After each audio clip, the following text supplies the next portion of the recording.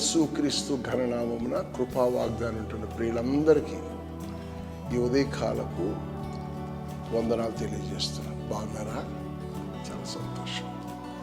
దేవుని వాగ్దానాలు వింటూ బలపరచబడాలని మేము ఆశిస్తూ ఉన్నాం. ఈ లిటిల్ ఫ్లాక్ మినిస్ట్రీ ప్రతిరోజు మీరు ఏకీపిస్తున్న మీకు ధన్యవాదాలు. మాకు ఎంతో సపోర్ట్ చేస్తూ ఉన్నారు. దేవుని వాక్యం బలపరచబడతారు. ఇంతవరకు సబ్స్క్రైబ్ చేసుకోండి. మీరు చేసుకున్నట్లయితే మీతో ఉన్నవారు అందరి చేత చేయించడానికి ప్రయత్నం చేయండి. అందరికి షేర్ చేయండి, పరిచయంలో పాల్పంచుకోండి. దేవుడు మిమ్మల్ని మీ కుటుంబాలు దీవించిన కాక. 128వ కీర్తన ఒక కుటుంబ వ్యవస్థతో కూడిన కీర్తన. ఈ 128వ కీర్తనలో చక్కటి మాట ఉంటుంది. 5వ వచనంలోకి వెళ్ళి నేను మీకు జ్ఞాపకం, సియోనులో నుండి యెహోవా మిమ్మలను ఆశీర్వదించాను. సియోనులో నుండి యెహోవా మిమ్మలను ఆశీర్వదించాను. మనం ఆరాధిస్తున్న దేవుడు ఎవరు? ఆశీర్వాదానికి అర్హుడు.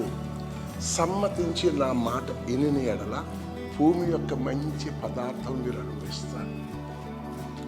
మనకు ఆశీర్వాదం అనేది చాలా విలువైనది. దేవుని వాక్యం చెప్తుంది, అబ్రహాము ఇంటి దాసుడు ఆ బిడ్డలకు వివాహం చేయాలని ప్రయాణం చేస్తుంటే ఆ ఇంటి యజమానుడు యెహోవా చేత ఆశీర్వాదం బయట నిలబడిన లోపలకు రండి అన్నాడు. ఇంటి పనివాడితో ఆశీర్వాదం, ఇంటి యజమానుడికి ఇంకెంత ఆశీర్వాదం. నేనంటాను, నువ్వు ఇంటి యజమానుడిగా మారాలి అంటే ఈ కృపా వాగ్దానం వింటూ దిగులు భయమును తొలగిస్తే నిన్ను దేవుడు ఆశీర్వదిస్తాడు. ఆశీర్వదించాలంటే ముఖ్యమైన కారణం ఒకటి, ఆయన యందు భయభక్తులు కలిగి ఆయన త్రోవల్లో నడవాలి. నువ్వు నడుస్తుంటే నీ నడకను చూస్తాడు, నీ ఆలోచన చూస్తాడు, నీ తలంపులు చూస్తాడు. నీ పట్ల ఒక ఆలోచన తాత్పర్యం దేవుడు కలిగి, దేవుడట నిన్ను బట్టి నీ పిల్లలను, నీ భార్యను, నీ పనివారిని, నీ సంపదను అంతటిని కూడా సియోనుని దేవుడు ఆశీర్వదిస్తాడు. ఒకటి. రెండోది, నీ దైవ సంబంధమైన ప్రవక్తన ప్రభు సన్నిధిలో నువ్వు పరుండుట లేచుట నేను చూచితిని అంటాడు దావీదు. దేవుడట చూస్తున్నాడట, చూచిచున్న దేవుడు. అంచేత దావీదు పులారా యూదా గోత్రంలోంచి ఒక ఉన్నత స్థితిలోంచి దేవుడు ఏర్పాటు చేసుకుని పులారా అతడు పశువులు కాసుకున్నాడు, అంటే గొర్రెలు కాసుకున్నాడు. అయినను కృప ఎక్కడ తీసుకొచ్చాడు? రాజసింహాసనం.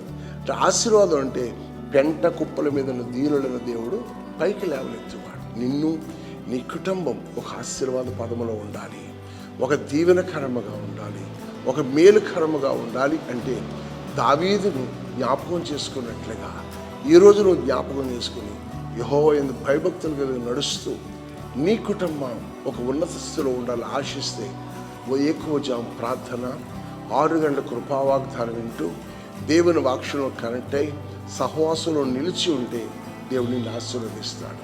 నీ ఆశీర్వాదం ఉన్నతమైనది. యాకోబు ఒకరోజు తన తండ్రి తల్లి యొక్క ఆశీర్వాదాలు తీసుకుని అన్న భయం చేత పరుగులు పెడుతున్నాడు. నేనంటాను, అది దేవుని ప్రణాళిక. ఈ దైవ ప్రణాళికలో పరిగెడుతున్న యాకోబుకి దేవుడు ఏమైనా తోడయండి, నువ్వు వెళ్ళి ప్రతి స్థలంలో నేను నీకు తోడుగా వస్తానన్నాడట. ఎంత గొప్ప దేవుడండి. అన్న తరుగుతున్నాడు, అమ్మా నాన్న నిన్ను కాపాడలేవరు, అన్నీ చంపేస్తాడరా బాబు అంటే, ఇప్పుడు దేవుడు అన్న నిన్ను నేను వెళ్ళి ప్రతి స్థలం నిన్ను కాపాడి నిన్ను గొప్ప జనము చేసి తిరిగి తీసుకొస్తాను. ఎంత ఆశీర్వాదం.